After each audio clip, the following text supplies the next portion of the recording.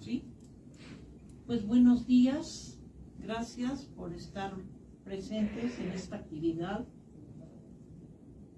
Tenemos la tecnología que, como dijo Ilan, es como el clima: cuando quiere es maravilloso y cuando no quiere nos obstaculiza las cosas, pero nosotros seguimos con esta actividad que organizó Cosette como coordinadora del programa de cultura judaica. Y esta ponencia tiene asimismo el mismo título que un libro que publicamos el Departamento de Historia y el Programa de Cultura Judaica en el 2009, que se llama Diversas manifestaciones de activismo comunitario. Esto se inscribió dentro de la filosofía del Departamento de Historia, interesada en la interculturalidad, de donde surgió la maestría en estudios judaicos, porque ya, como siempre, de avanzada el Departamento de Historia de la Ibero estaba en esta línea histórica que dejó atrás la idea del siglo XIX, que hay la historia nacional, la historia de México o la historia de Francia o la de Inglaterra o del pueblo que fuera, para entender que las historias se interlazan, los procesos sociales, históricos, políticos se entrelazan. Entonces hay que hablar de la interculturalidad, de la multiculturalidad, y en esa línea se inscribe este trabajo que hicimos en el programa de cultura judaica. Como dije, en 2009 se publica el libro, pero es producto, no sé si se alcance a ver, es producto de un seminario de aproximadamente 2 años, en el que convocamos a 10 estudiosos de la cultura judaica en diferentes aspectos, en diferentes campos. Quiero comentar que Leonardo fue uno de los participantes, Nati, aquí a mi lado, fue otra distinguida participante.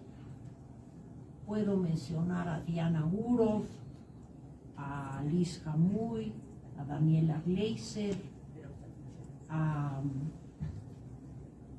¿quién más estaba? Simón Galante, Ariela Katz. Así un grupo muy distinguido que me da gusto corroborar que hasta el día de hoy todas y todos siguen en este trabajo importante de la cultura judaica en diversos aspectos. Así es este libro. El libro dice: sobre el judaísmo mexicano, diversas expresiones de activismo comunitario. Y aquí voy a hablar de lo que contiene este libro.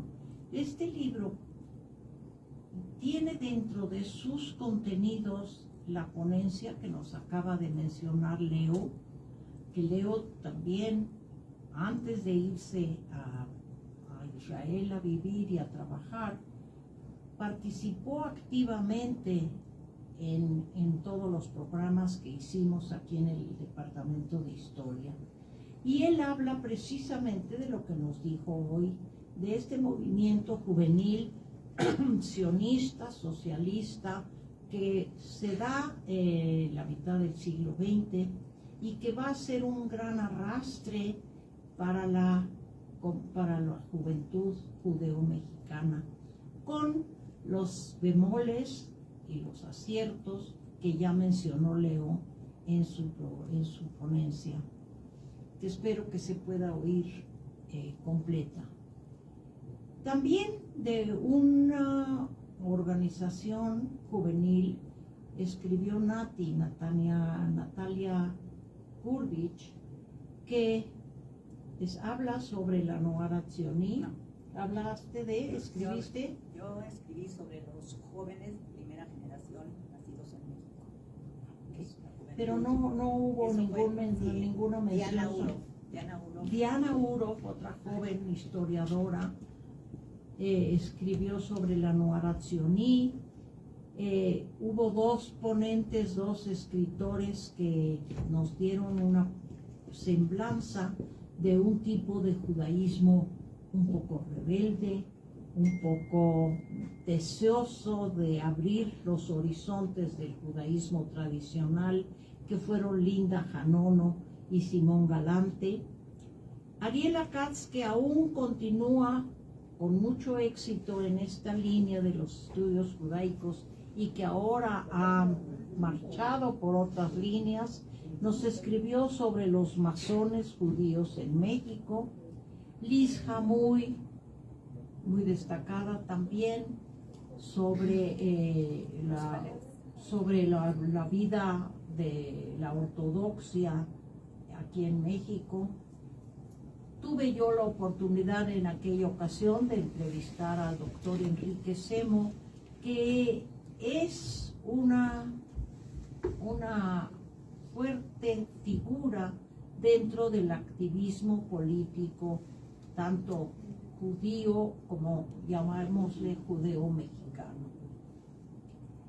Entonces, este libro se publicó, el Departamento de Historia lo sacó a la luz y hoy es un referente para todo aquel que quiera conocer cómo fue y cómo sigue siendo la comunidad judeo-mexicana. Como dije anteriormente, es muy grato ver que todos estos ponentes, escritores, estudiosos, siguen en la línea de los estudios judaicos. Algunos tomaron unas líneas diferentes, pero siempre dentro de la misma base. Quiero decir que el programa de cultura judaica ha sido receptor de muchos estudiantes que han querido inscribirse en los estudios judaicos y que ha recibido muchas tesis de gran calidad, muchas de maestría, muchas de licenciatura y algunas de doctorado.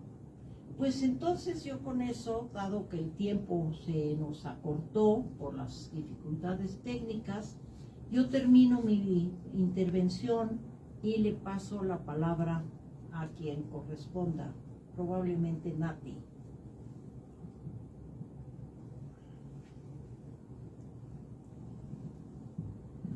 Bueno, pues muchísimas gracias por estar los que estén con nosotros. Si no, pues ya quedará para la historia esta plática. Yo quiero referirme y agradecer al Departamento de Historia, a la Universidad Iberoamericana y a Shulamit, que en su tiempo aprobaron la publicación de mi libro sobre la izquierda judía, La memoria rescatada, la izquierda judía en México, Freiberg y la Liga Popular Israelita. En 1942-45 notarán que es justo la época de la Segunda Guerra Mundial.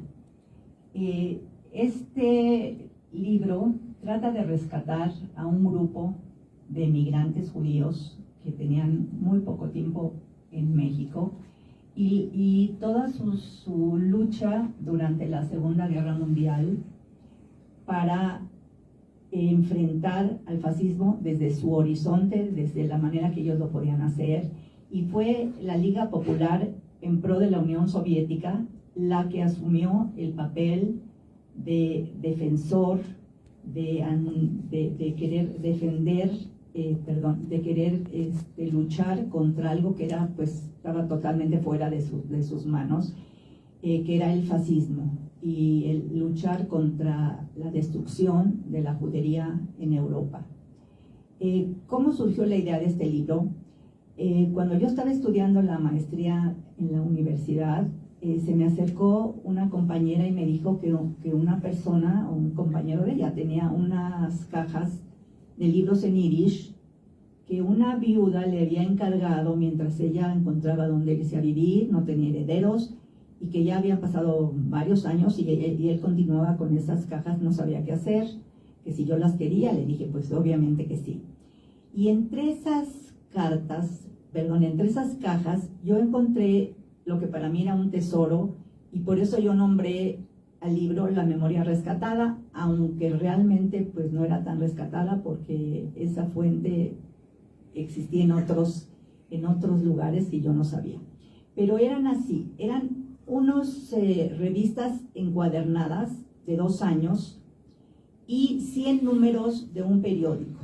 La revista era de la Liga Popular Israelita, nombre que tomó la Liga Popular a favor de la Unión Soviética y lo cambió por Liga Popular.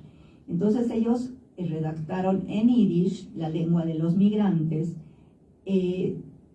2 años de revistas que no eran tan regulares, a veces eran mensuales, a veces tomaban 3 semanas, pero digamos eran 14 revistas y 100 números del periódico Freiwelt.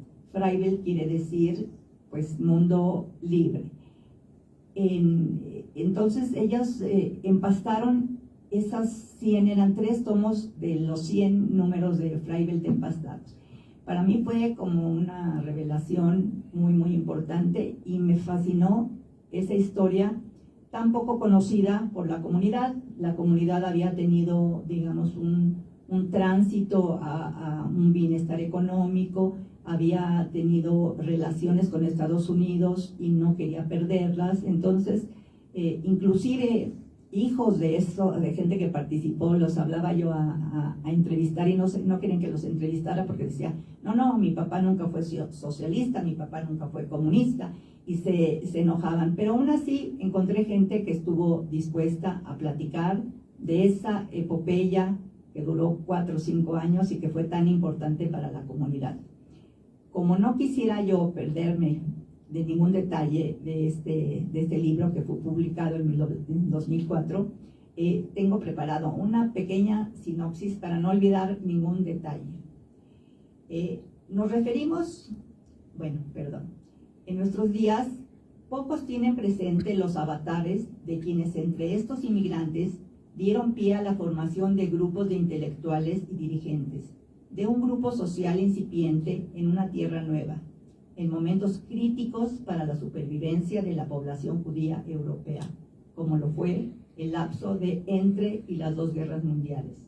Nos referimos a los intelectuales judíos de izquierda, quienes fundaron en agosto de 1942 la Liga Pro Ayuda a la Unión Soviética en México, conocida más tarde como Liga Popular Israelita.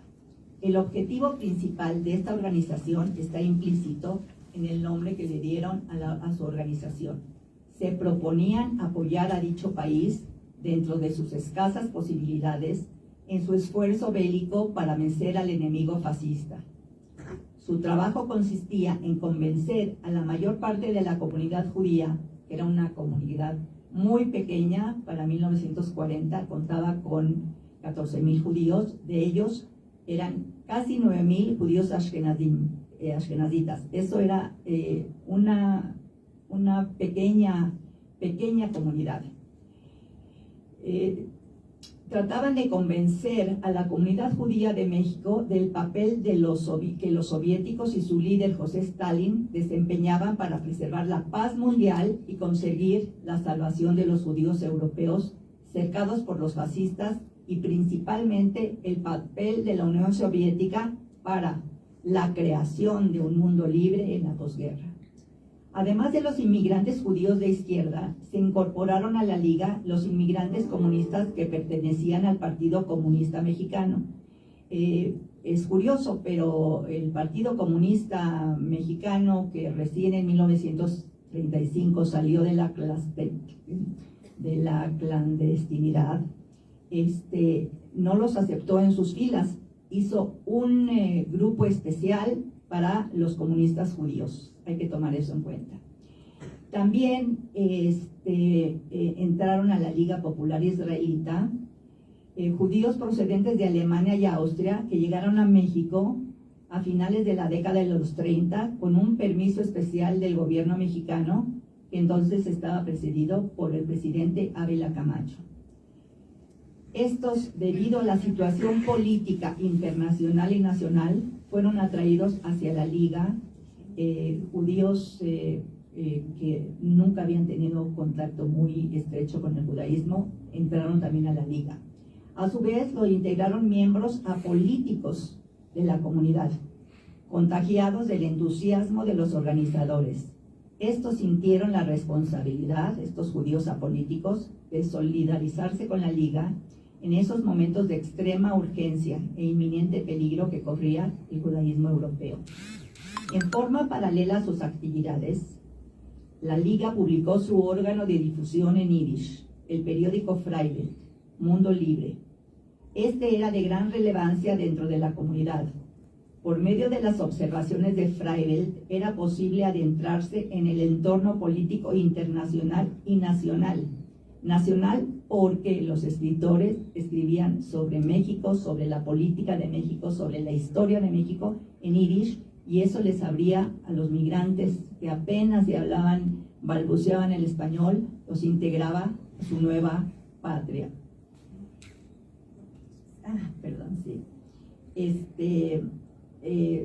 Freiwelt, por medio de Freiwelt, era posible adentrarse en el entorno político, internacional y nacional, así en la vida social, política y económica que rodeaba la comunidad judía, su historia, la de sus enemigos reales y sus adversarios políticos. La comunidad judía de México creó a sus intelectuales orgánicos, es decir, parte de ellos, propios, que se convirtieron en sus dirigentes y los ayudaron a organizarse en lo económico, lo político, lo social, para conformar una comunidad sólida.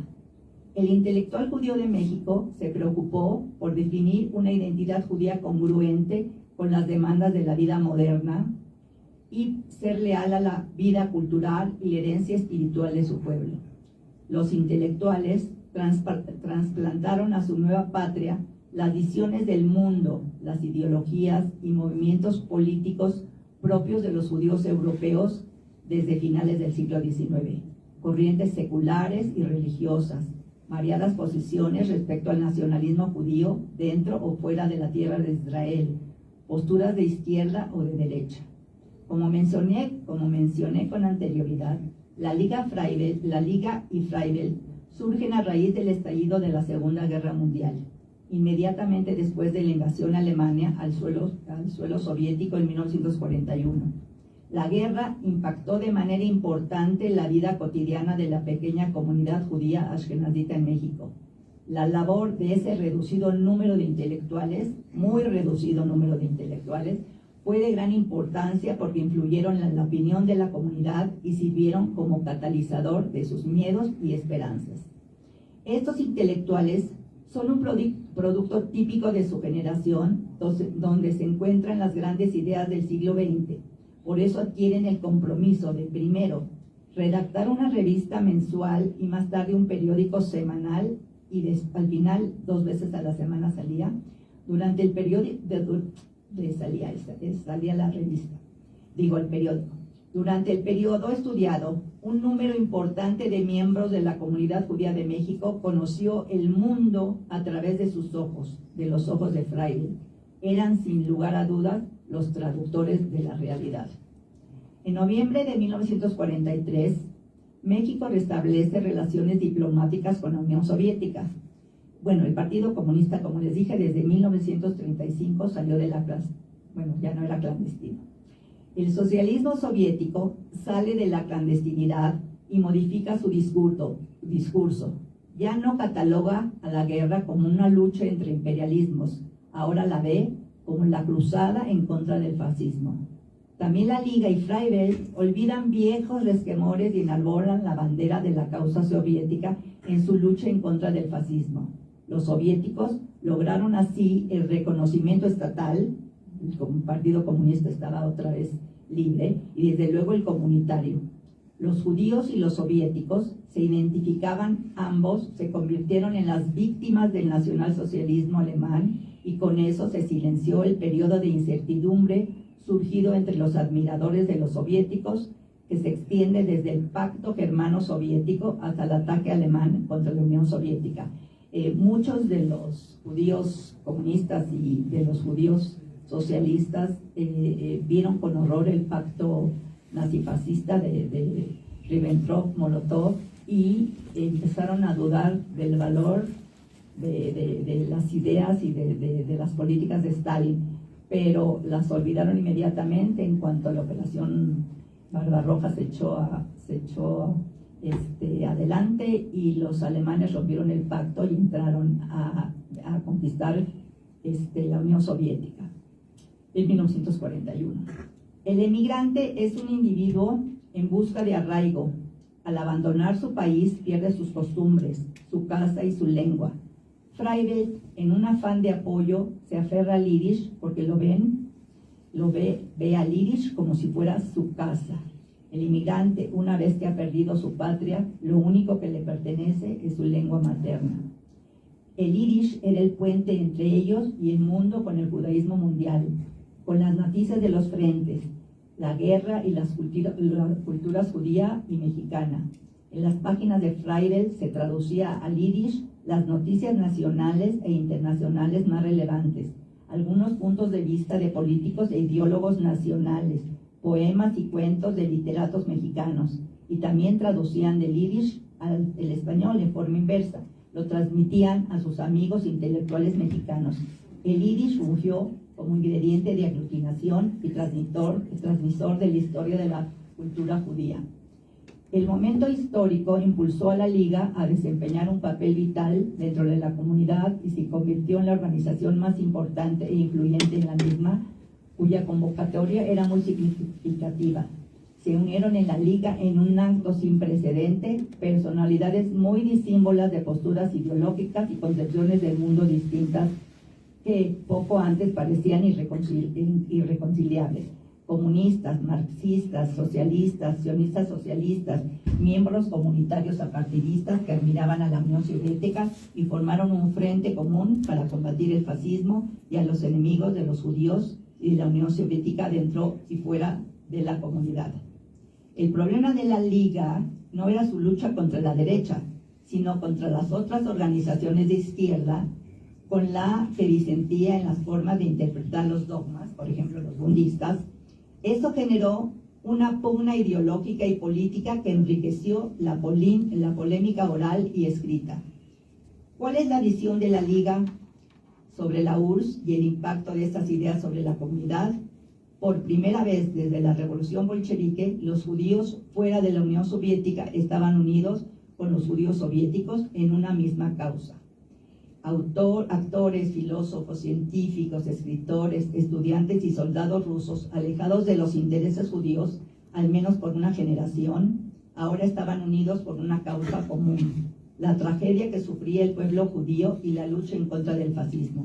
La Unión Soviética era percibida como la salvación para cientos de miles de judíos atrapados en Europa. En las publicaciones, libros, periódicos y folletos soviéticos escritos en yiddish, prevalece el sentimiento nacional judío. En estas aparecen ensayos, historias y memorias que tratan sobre la guerra y los efectos sobre los judíos.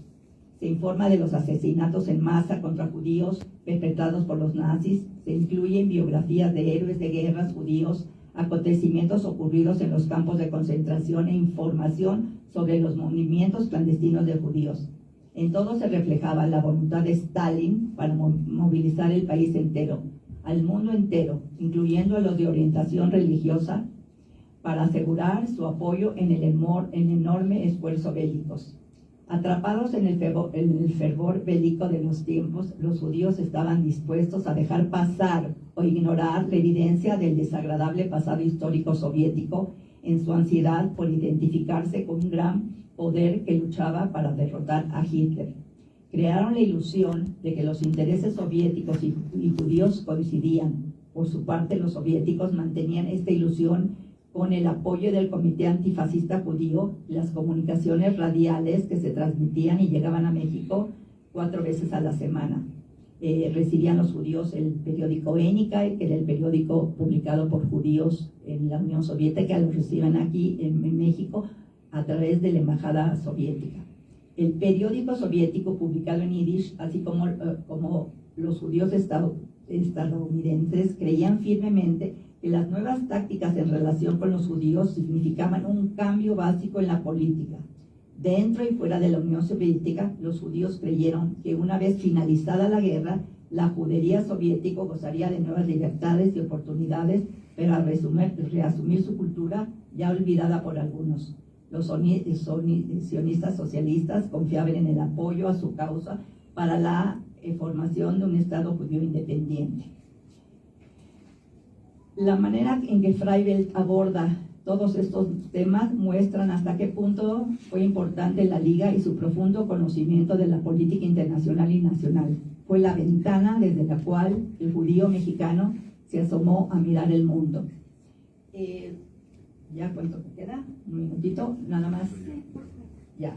Quiero nada más concluir qué pasó con la Liga y cómo se fue desmembrando a partir del final de la guerra, a partir de, digamos, el aburguesamiento de la comunidad judía, a partir de que empezó la Guerra Fría, todos los apolíticos fueron saliendo de la Liga, inclusive socialistas que tenían miedo que no les iban a dar la visa norteamericana, salieron, y en muy poco tiempo quedaron 10 personas dentro de la Liga Popular Israelita que siguieron publicando el periódico, pero ya muy diluido hasta casi los 60.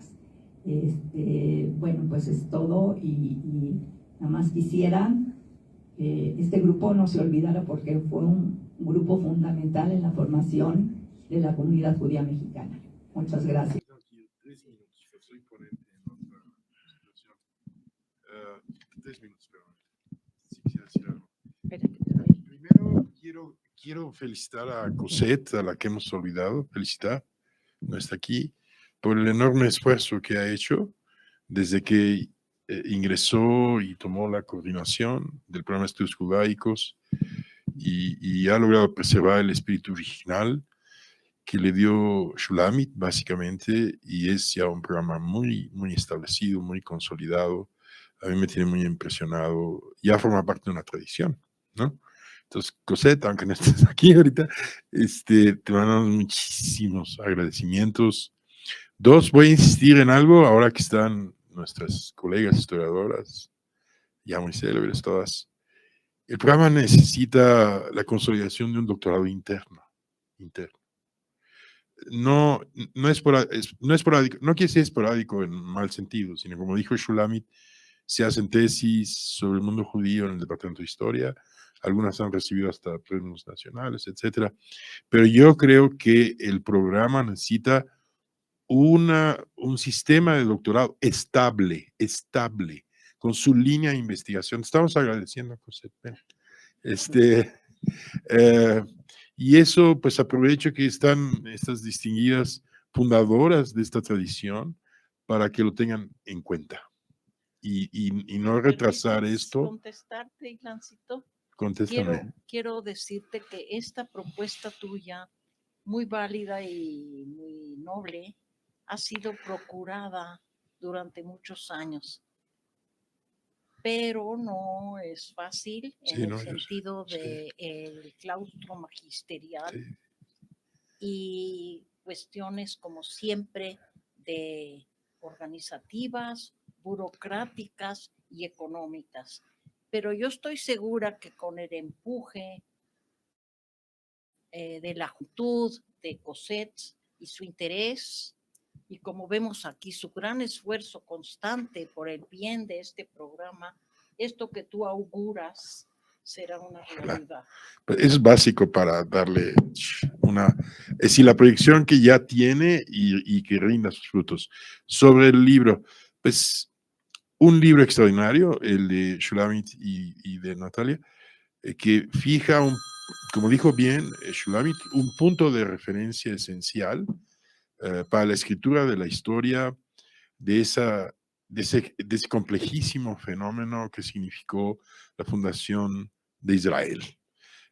Y cómo se dio ese fenómeno en México desde los años 30, desde los años 40, básicamente hasta fin de los 40. Es decir, como son los archivos básicos.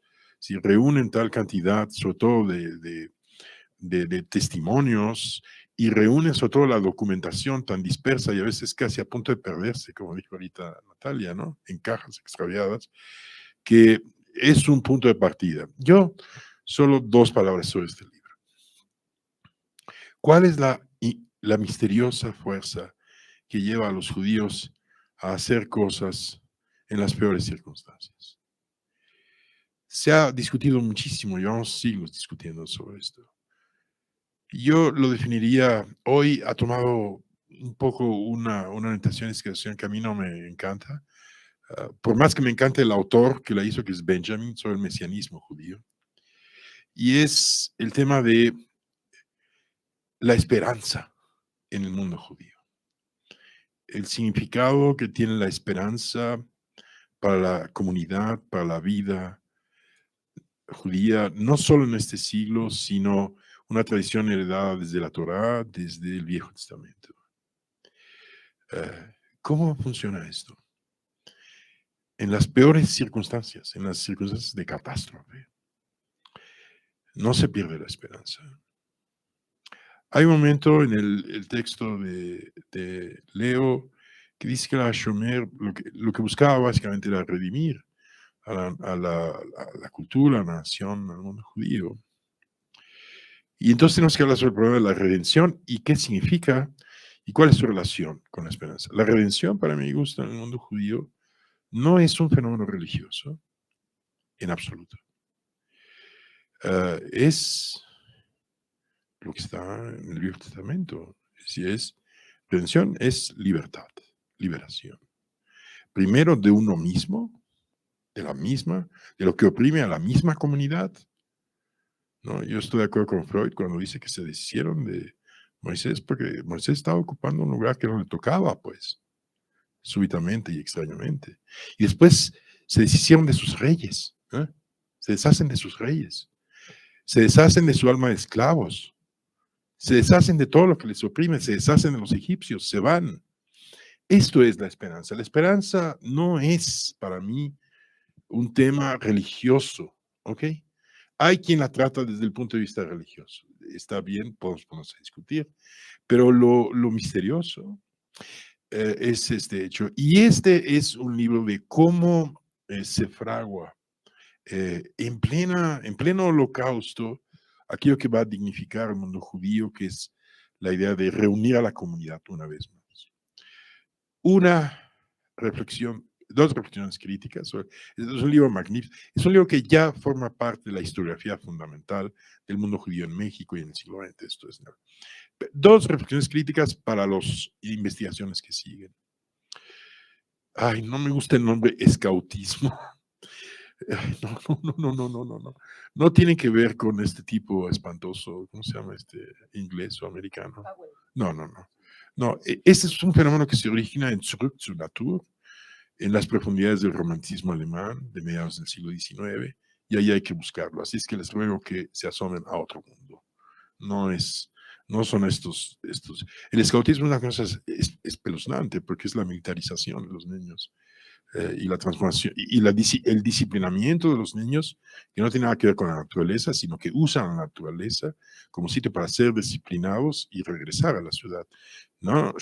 Todo esto que pasó en Europa es un fenómeno muy distinto al ecologismo actual, muy distinto al hipismo en los años 60, pero es un shock frente a la sociedad industrial. Es un retorno zurück zur Natur, es decir, es un retorno, es mucho más complejo, no es escautismo, nada más. Y lo segundo es, tal vez es que escautismo suena inevitable, a mí me gusta más retorno a la naturaleza, de verdad que es un fenómeno del romanticismo europeo muy complejo, muy presente en el mundo alemán, poco en el mundo francés, y muy presente pues, en el mundo judío, por supuesto, de la franja polaca, los Ashkenazi, tan ligados al mundo alemán. Y la segunda es, yo creo que si queremos un concepto que englobe toda esta pluralidad fantástica que engloba el libro, desde la izquierda, la extrema izquierda, los ortodoxos, que eso es la comunidad. La comunidad se dio el beneficio de ser democrática en el sentido de escuchar todas sus voces, a pesar de que la voz contigua no está de acuerdo con la voz de al lado, ¿no? Que eso es la condición judía, ¿no? Nadie está de acuerdo, pero no nos abandonamos, mantenemos la discusión, ¿no? Querían construir, muchos que decidieron construir un Estado, pero había otros que querían construir una nueva sociedad a los que Natalia se refirió. Y eso va mucho más allá del Estado. Porque Shomer Hatzair, por ejemplo, imaginaba un Estado con 2 naciones, lo cual significa que en todos los cargos políticos tenía que haber un judío y un árabe. Y esa idea, que a mí me parece válida hasta la fecha, si bien otro día nos ponemos a discutir, la idea de las 2 naciones, eso no va a funcionar, 2 estados-nación. Pero la idea de un Estado con 2 naciones, esa la veo, para mí es la única viable realmente. Entonces, nada más, pero lo fantástico de este libro es que es el punto de partida para cualquier investigación y la memoria, ahora sí, rescatada de un momento básico de la historia mexicana. Y las felicito mucho. Y siento que me tenga que despedir de ustedes. ¿Te voy a presentar? Ah, sí, claro. Perdón. A ver, Tamarita, ¿te quieres sentar o quieres allá? Yo tenía una presentación. ¿La presentación se va a presentar o no? Es que si me siento ya creo que no me ve si es que hay alguien, pero bueno, si no queda para el récord. Es para mí un placer compartir esta mesa con Shulamit, con Nati, con Leo, con Ilan. El trabajo de Nati ha sido muy, muy importante en cuanto a los comunistas y para entender bien a este grupo tan interesante que fue muy activo y tuvo muchísima popularidad durante la Segunda Guerra Mundial. Y asimismo, el trabajo de Leo, el artículo precisamente que se encuentra en este libro de diversas expresiones, es también muy, muy interesante y muy importante para entender a un movimiento que tenía también muchísima popularidad, que podemos ver que era, yo creo que, bueno, Leo podrá decir de manera mucho más informada, pero bueno, lo que yo puedo ver en la prensa yiddish en México es que era el movimiento juvenil más popular durante la época de la Segunda Guerra Mundial. Y bueno, obviamente leer su trabajo es muy importante para poder entender este movimiento con mayor profundidad. Yo he trabajado el grupo Bund en México, pero ahora voy a hablar sobre un artículo que presentamos Brenda López Martínez y yo en el libro de Tejidos Culturales que acaba de ser publicado el año pasado, si no mal recuerdo, o este año, y tiene que ver también con la izquierda y es con el anarquismo. Entonces, en este trabajo, gracias a una recomendación precisamente de Nati Gurbich, decidimos investigar más a fondo a Molly Steimer y en los archivos, en unos archivos en Europa donde se encontraban todos sus documentos, pudimos de alguna manera reconstruir su vida y una parte que no ha sido investigada porque ya hay una biografía sobre Molly Steimer escrita por Carbó. Se ha visto mucho el caso de Molly Steimer, sobre todo cuando se habla de su activismo en Estados Unidos, en donde fue encarcelada y posteriormente expulsada por oponerse junto con otros anarquistas a la intervención de Estados Unidos en la revolución bolchevique. Pero bueno, nosotros queríamos de alguna manera tratar hacer una biografía que contara también la historia de su activismo una vez llegando a México y contara esa continuidad de su activismo en cuanto a las labores de salvataje que comenzó con su propia expulsión de la Unión Soviética y que continuó hasta el último momento en México en ayuda de los anarquistas españoles y los anarquistas judíos y franceses, y algunos de ellos que se encontraban en México y para tratar de conseguirles visas. Entonces, me iré muy rápidamente a la presentación. Podemos darle a la que sigue. Molly Steimer nace en 1897, es un año muy, muy importante para el judaísmo porque es el año en el que se funda el Bund, este movimiento socialista, democrático, no sionista, y también es un año en donde se lleva a cabo una de las conferencias sionistas, es el año en donde se funda el periódico Vorwärts, el más importante y leído de Estados Unidos y que llegaba también a Europa. En fin, Molly Steimer migra con su familia a Nueva York, en donde trabaja en los talleres, en en un tenement house, en una fábrica, y ella empieza a involucrarse de alguna manera con el anarquismo judío, muy importante durante esta época, que ya está siendo investigado por doctoras como Ana Elena Torres, que están tratando de entender el anarquismo y el judaísmo y el yiddish de una forma, ¿no? Entonces, ella después se involucra en un movimiento anarquista judío, si quieres la que sigue, y son encarcelados, bueno, como dije, trabajan en las fábricas textiles y son encarcelados por repartir panfletos tanto en inglés como en yiddish en contra de la intervención de Estados Unidos en la Revolución Rusa, en donde había un contingente anarquista prominente que a nombre de Magno. Entonces, bueno, un poco antes de involucrarse en este grupo, ella ya había ido a escuchar pláticas de Emma Goldman y de otros anarquistas muy prominentes. Si quieres, la que sigue.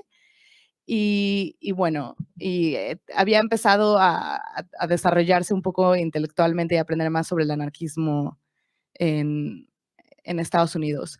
Ahora, junto con Jack y Mary Abrams, Jack terminó migrando a México y él le ayudó posteriormente cuando ella estaba refugiada en Francia a conseguir una visa para poder llegar a México porque, como ya se ha investigado un poco más, no estaban las puertas abiertas para los refugiados judíos. Jack, junto con Jack y Mary, hacen este grupo anarquista y son encarcelados por su activismo bajo el acta de sedición, y este caso hoy en día es conocido porque se llevó el caso a la Suprema Corte, consiguieron liberarlos y que los expulsaran, y se llama el caso Jack Abrams, y él fue muy, muy prominente en la comunidad judía mexicana porque era el director de Dishtime, el editor de Dishtime, y una de las principales voces no sionistas y no comunistas en estar activo con otros grupos antifascistas en México. Pero bueno, seguimos. Posteriormente, Molly Steimer, si quieres la que sigue, Molly Steimer y su grupo logran conseguir una amnistía, y aquí es donde ella dice, yo no le voy a pedir perdón al gobierno, más bien yo voy a explicar para mí lo que es el anarquismo, y si acaso se va a conceder una amnistía si no estoy dispuesta a cumplir los 15 años de cárcel, ¿no? Y se convirtió en una figura muy prominente por rehusarse a pedirle disculpas al gobierno. Y bueno, su definición de anarquismo ha sido también muy prominente. Si quieres la que sigue, ella en ese momento se van a... son expulsados de Estados Unidos y migran a la Unión Soviética, en donde empiezan también a tener diferencias con los bolcheviques, precisamente por la represión que llevaron a cabo de los comunistas de Magno, y consigue un trabajo en el Museo de la Revolución. Ahí es donde conoce a su pareja Xenia Fletchine, con quien va a trabajar el resto de su vida en labores de salvataje y en la fotografía. Y ahí es cuando empieza su activismo para ayudar a los anarquistas presos en la Unión Soviética. La arrestan, pero su nombre era muy, muy reconocido por haber estado en la cárcel en Estados Unidos, entonces la liberan y finalmente la exilian en 1923 con un pasaporte Nansen, y se exilia en Alemania, en donde además ella obviamente era una hablante de Yiddish, entonces el alemán de alguna manera es más fácil de entender, en donde forman un grupo de anarquistas muy cercano y están trabajando muy duro para ayudar a todos aquellos anarquistas que estaban siendo perseguidos en diferentes partes de Europa. En 1933, con la subida del nazismo, huyen a Francia y se encuentran en París. Xenia Fletchine sigue experimentando junto con Molly la fotografía. Posteriormente se convirtió muy, muy importante en México como un fotógrafo de celebridades, trayendo ciertas innovaciones, pero evidentemente su compañera Molly Steimer estaba ahí para ayudarle en todas estas fotografías, en toda la parte técnica. Entonces, sigue es la que sigue, huyen a Francia, y ahí es donde empieza un gran apoyo a los anarquistas de la República Española, y desarrolla ciertos vínculos transnacionales con anarquistas españolas que estaban, por ejemplo, buscando quién artículos de anarquistas prominentes para su revista. Entonces, por ejemplo, una de las cosas que ella hace es facilitar este intercambio de conocimiento entre anarquistas españolas y anarquistas de habla inglesa, de habla yiddish, etcétera. Entonces, pone en contacto a estos anarquistas y posteriormente, por ejemplo, a partir de aquello es que tenemos que Emma Goldman está publicando en la revista Mujeres Libre, que es una revista anarquista española para mujeres y por mujeres. Si quieres la que sigue, en donde se hablan temas de aborto, temas de derechos de las mujeres y bueno, es interesante también ver quién está atrás de estas conexiones, cómo se hacen estas conexiones transnacionales, estos vínculos que superan la lengua y que superan los bordes nacionales, ¿no? Y vamos a ver que van a ser personas precisamente como Molly Steimer que no toman un papel protagónico a la hora de expresarse en público, pero que son fundamentales para el trabajo del día a día, ya sea en cuanto a cuestiones de salvataje y en cuanto a proponer ciertas cuestiones culturales, ¿no? Entonces tenemos aquí, bueno, un artículo de Emma Goldman, gracias al contacto entre Molly Steimer y Mercedes Camposano, que era la editora de Mujeres Libres. Y posteriormente, bueno, el exilio español en Francia. ¿Qué es lo que está haciendo esta Molly Steimer? Ella colecta dinero, tiene muchos contactos en Estados Unidos, tiene contactos, por ejemplo, con una gran figura anarquista que se llama Rose Pessotta, que era la líder del International Ladies Garments Union y que tenía una gran posibilidad de convocatoria. Entonces empiezan a colectar dinero para estos anarquistas españoles. ¿Y qué hace? Una de las cosas que también hace, además de organizar la parte práctica de la colecta y de repartirle a los compañeros españoles, también hace traducción de cartas de españoles que se encuentran internados en campos en Francia al yiddish, un poco para promover este apoyo, ¿no? Entonces ella toma la parte activa de traducción. Y bueno, si es la que sigue. Luego ella misma es refugiada y está apoyando a esta serie de anarquistas españoles refugiados y también alemanes y franceses. Pero en 1940 las autoridades francesas la aprisionan en Gurs y personas que estaban trabajando, por ejemplo, como Mike Picquery, en el movimiento subterráneo francés, pero que se hacían pasar como parte del aparato de Petain, logra liberarla. Y ahí tenemos que Rosa Pessotta funda el Fondo Molly Steimer para colectar fondos para poder llevarlos. Ven las posibilidades de llevarlos a Estados Unidos, por lo mismo que ella había sido expulsada de Estados Unidos, no hay posibilidad de llevarla a Estados Unidos, porque cabe mencionar que una de las principales formas en las que judíos y socialistas perseguidos por los nazis logran escaparse es precisamente por estas redes que de alguna manera emulan redes familiares, que son más bien redes de camaradería. Y es así como la gran mayoría de ellos, algunos consiguen ir a Estados Unidos. No era la posibilidad para Molly Steimer y se abre la posibilidad de que migre a México a partir obviamente de una cuestión de corrupción en donde se tiene que pagarle a un gestor y se tiene que hacer una serie de trámites para que ella pudiera inmigrar a México. Y bueno, evidentemente Gilberto Bosques le da su visa. Y Jack Abrams, su amigo de la adolescencia y la adultez temprana, es quien hace esta serie de trámites en México, pero el dinero viene de Estados Unidos a partir del fondo que se crea Molly Steimer.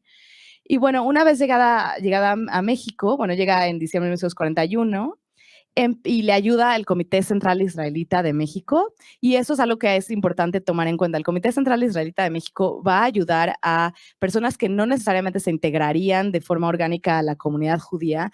Ayudan, por ejemplo, a Leo Katz, que de hecho justo él es una excepción porque él sí participó muy activamente, pero ayudan mucho a los comunistas judíos y que no pertenecieron posteriormente, bueno, y ayuda también, por ejemplo, a Molly Steimer, tienen ayuda de Abrams, y también otra cosa interesante que podemos ver aquí es cómo diferentes organizaciones están trabajando en conjunto para poder llevar a cabo, para poder entregar esta ayuda. Entonces, el Jewish Labor Committee otorga la ayuda que a su vez otro organismo en Estados Unidos ha de alguna manera colectado para ella. Entonces podemos ver muy claramente cómo las conexiones transnacionales funcionan para llevar directamente ayuda a personas específicas en México. Y bueno, le ayudan a poder poner su taller fotográfico. Si quieres la que sigue.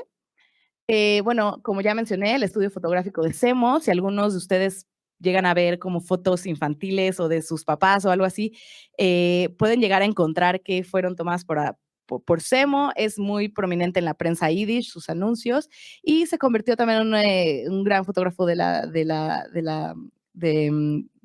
personalidades importantes. Si quieres la que sigue, aquí podemos ver un par de fotos muy prominentes y continuamos. Obviamente Molly Steimer era la que estaba atrás en el taller, ¿no?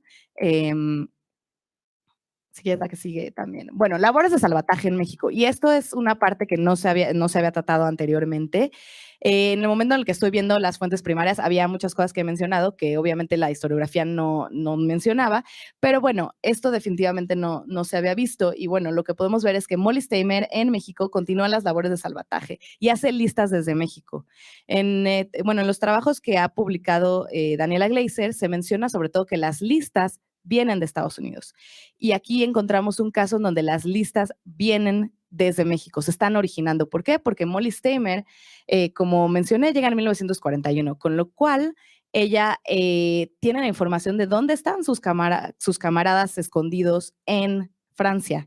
Entonces puede crear una lista de en dónde están y con quiénes son esas redes de apoyo que se encuentran en Francia que van a poder ayudarlos, ¿no? Entonces, también una cosa que se ha investigado muy poco es el papel de las mujeres en estas labores de salvataje. Si uno analiza, por ejemplo, las labores del Bund para tratar de traer a refugiados a México, va a ver que principalmente son hombres, ¿no? Y aquí encontramos que en este caso la que está tomando un papel fundamental es Molly Steimer, ¿no?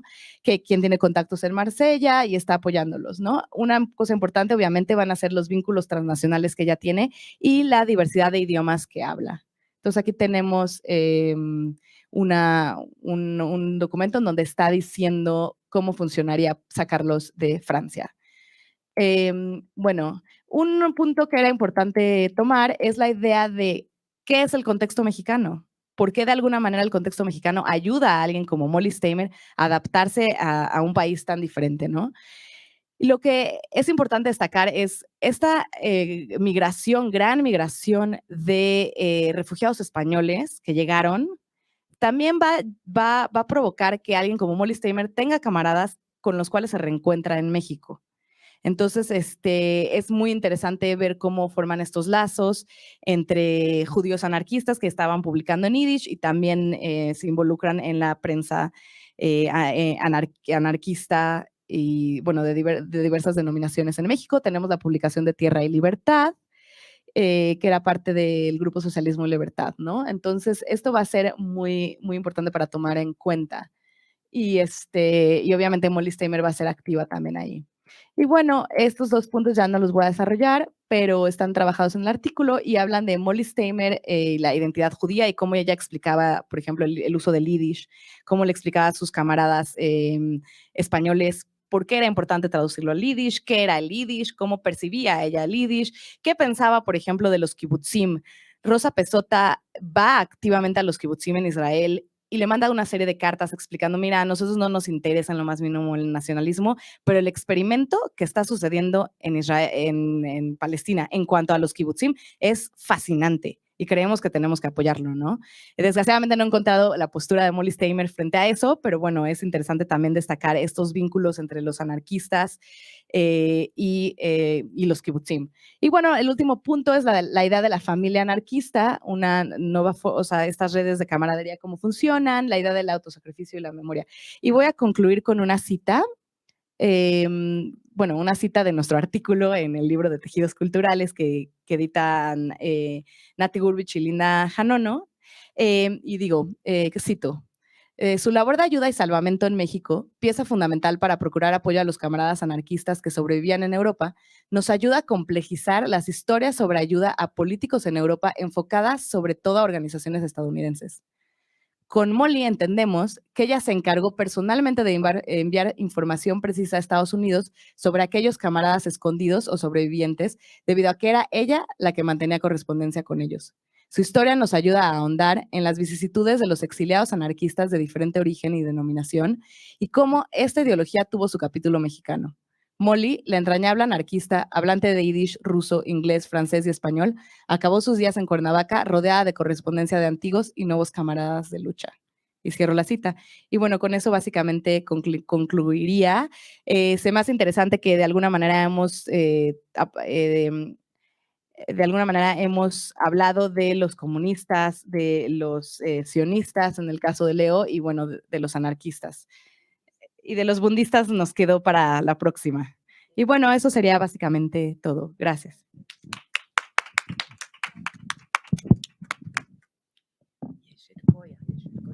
Muchas gracias, Tamara Gleason, por esta exposición y muy recomendable también el artículo que tiene en el libro de Tejedoras de Cultura, que está aquí editado por el Departamento de Historia y que acabamos de presentar este año.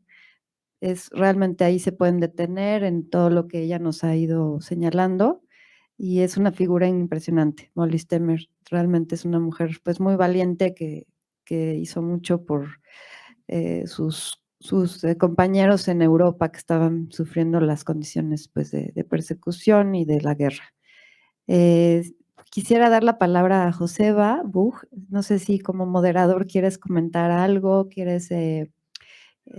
sí, por supuesto. No, por supuesto. No, pero me parece que hay tiempo y por favor, gracias. Queremos que abres, por favor. Sí, gracias. No, yo muy breve, ¿no? Bueno, pues en primer término, pues decir que estoy muy contento de estar en esta mesa. Agradezco pues, muchísimo a Cosette. Yo también soy de los que me sumo y me parece que desde que está ella al frente del programa de cultura judía aquí en la Ibero, ha adquirido un nuevo impulso, ¿no? Que igual después de la salida de Shulamit como que había tenido cierto bajón, ¿no? Y bueno, pues que me da mucho gusto estar con Shulamit una vez más. Ya estuvimos juntos en una actividad hace como 5 años. Lo cierto es que yo la admiraba de muchísimo tiempo antes porque yo era un chavito cuando ella trajo aquellas mesas de conferencias en las que desde España se pensaba la filosofía después del Holocausto. Me acuerdo de Reyes Mate, de Zamora, a Mauricio Piratowski, que conocí yo por aquel entonces y que luego pues han sido todos grandes maestros, ¿no? También me da mucho gusto compartir con Natalia Gurbich la mesa. Yo no la conocía, pero leí ahora La memoria rescatada y me di cuenta que había que rescatar el libro porque en la Ibero ya no quedan ejemplares, no estaba en la biblioteca, o sea, pedí que lo digitalizaran por lo menos, ¿no? Y a ver si conseguimos que haya pues una nueva edición o algo así, ¿no? Porque pues sí está cañón que no esté, siendo un libro tan importante para hablar de una experiencia diferencial, ¿no? Dentro de lo que ha sido la construcción del archivo de lo judío, ¿no? Igual que lo que estaba diciendo justamente Tamara ahora, ¿no? Y cuento una anécdota ahí al respecto, porque hace muchos años, en 2014, a mí me tocó, bueno, yo tuve un programa de radio que duró 10 años aquí en la Ibero, se retransmitía todas las semanas, y bueno, una de las veces entrevisté a Margot Glantz, ¿no? Y dentro de la comunidad española, tengo que decir, yo soy español, vasco, no soy judío, ¿no? Y por ahí es interesante pensar cómo estas comunidades, la comunidad exiliada española, la comunidad vasca, también se tocan con el tema de lo judío, ¿no? Por muchos lados y que es un tema por explorar, ¿no? Me ha encantado lo que ha dicho Tamara, y que menciona por ahí a Carbó, ¿no? Que es un exiliado español, ¿no? Anarquista, probablemente de los más golpeados, es el archivo más golpeado del exilio español porque no ha tenido nunca ningún tipo de apoyo institucional, ¿no? Entonces eso es muy interesante. Pero bueno, que yo le preguntaba a Margot Glantz, porque a mí me interesaba el libro aquel de Banderas ensangrentadas de su padre, ¿no? Y entonces en el programa yo le preguntaba más por su padre que por ella. Medio se encabronó. La verdad es que mi padre era un hombre muy inteligente, pero pues estuvo siempre impedido para adaptarse a México por el tema del idioma y tal. Y yo tenía interés en que me hablase de Ilíris y tal, y no me hizo ni voy a decir una grosería, ni puto caso, y me desvió la me desvió la conversación, ¿no? Para hablar de ella misma, ¿no? Pero bueno, yo tenía ese interés y con este libro ya descubrí todo. O sea, me abrió, realmente a mí sí me rescató la memoria de ese interés que estaba mucho tiempo antes ahí, ¿no? Entonces, en fin, me parece que el libro, los dos libros, ¿sí? Lo que hacen es rescatar algo que a mí me ha interesado siempre desde mi punto de vista de vasco y desde mi punto de vista de descendiente del exilio español, ¿no? Desde el punto de vista vasco, porque lo judío habla de una experiencia de una comunidad étnica minoritaria y sin territorio, ¿no? Durante muchísimo tiempo, ¿no? Nosotros todavía no tenemos territorio, ¿no? Entonces esto es algo que es interesante, también el tema lingüístico, por supuesto, ¿no? Y es un tema que se toca, ¿no? Porque los vascos luego como que hemos tendido a descontinuar nuestro archivo. Lo cierto es que el movimiento vasco más importante de liberación nacional, el movimiento de liberación nacional vasco, que desgraciadamente luego ha sido más conocido por los actos terroristas y todo eso, empezó en principio con el modelo del Irgun detrás, ¿sí? O sea, eso es una cosa. Y la lengua, cuando se unificó en los años 70, y empezando discusiones en los 50, tenía detrás las tesis de Ben Yehuda, ¿no? De Ben Yehuda, ¿no? Entonces ahí hay algo que hemos perdido en nuestro archivo, porque luego, pues, por las cosas de militancia tercermundista y todo eso, se empezaron a construir simpatías, ¿no? Con la militancia palestina, ¿no? Pero no quiero abundar mucho en eso porque no viene al caso, ¿no? Otra cosa también interesante es que yo he trabajado mucho la figura de Blanco Aguinaga, Carlos Blanco Aguinaga, un crítico marxista, ¿no? Que por cierto publiqué su última novela también en esa editorial, tiene una colección que se llama Biblioteca del Exilio, y Blanco Aguinaga combatió y exportó armas a favor del Estado de Israel en el 48. Y lo mismo otros muchos militantes vascos. ¿Sí? Hay una calle en Haifa que se llama Capitán Steve, ¿sí? Que en realidad estaba en Errandonea, que era un marinero vasco que llevó armas para que se fundase el Estado de Israel dentro de lo que se podía entender a nivel internacional como militancia antifascista en contra de unas satrapías árabes que entonces eran entendidas como pronazis en el contexto de lo que fue después de la Segunda Guerra Mundial y de la izquierda internacional de aquel entonces. En ese sentido es que a mí me interesa recuperar esos archivos descontinuados, ¿sí? Que luego la izquierda internacional ha ido perdiendo, no lo sé, los que hemos militado en izquierdas internacionalistas hemos ido perdiendo esos archivos, ¿no? Entonces es bien interesante en ese sentido todo este trabajo que hicieron ustedes, ¿no? Durante tanto tiempo, ¿no? Y bueno, por último quizá decir, ¿no? Que interesa ver estas experiencias, como decían ustedes, plurales y singulares adentro del judaísmo, porque el judaísmo lo que acaba constituyendo, sí, es y eso lo empata también con lo que pasó con la República Española, ¿no? Y con las instituciones sin tierra en algún momento dado, con la militancia antifascista en general, ¿no? Y de hecho hay autores que se han dedicado a unir, ¿no? La experiencia, por ejemplo, de la República Española con el tema del judaísmo como condición de pueblo sin territorio, ¿no? Como pienso en Máximo José Can, que yo diría también esa novela, pienso en Angelina Muñiz Huberman, que hace un trabajo en ese sentido, en menor sentido igual Max Aub, o Molly Steimer, ahora que estaba hablando Tamara al respecto. Pienso que el judaísmo, ¿sí? En esta idea de pluralidad y de singularidad, más allá de la identificación nacionalista, ¿no? Con el Estado de Israel y demás, constituye un gran archivo, ¿no? Y además visible de eso que podríamos llamar precariedad, ¿no? O sea, de aquello que ha sido golpeado por las expresiones afirmativas de los grupos sociales hegemónicos, ¿no? Y en ese sentido es algo que, y digo visible porque, por ejemplo, en el caso de la comunidad askenazí, alcanza a ser letrado y encima es eurocentrado. Entonces se ve, pues en Europa, no te tienes que ir al Quinto Pino, ¿no? Y desgraciadamente estamos en una cultura eurocentrada. Generalmente los archivos se constituyen desde ahí. Y en ese sentido me parece interesante un poco... y no lo sé si ahí contradigo a mi querido amigo Leo, que por cierto cuando estuve en Israel me quedé en su casa,